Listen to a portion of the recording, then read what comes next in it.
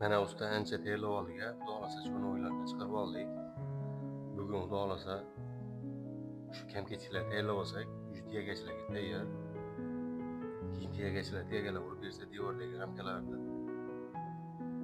Qolganidan keyin chistoy tiyagachilardan davom ettiramiz. Ha, ustaga to'g'ri aytasiz. Mana ancha ishlarni yengillatib oldik.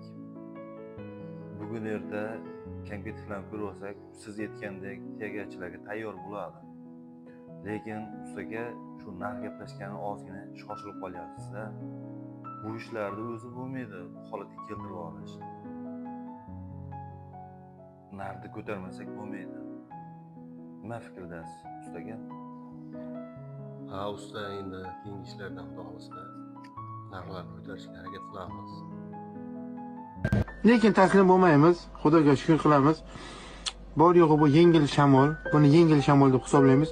Bu g'urbat bizdan oldin bo'lgan, bizdan keyin ham qoladi.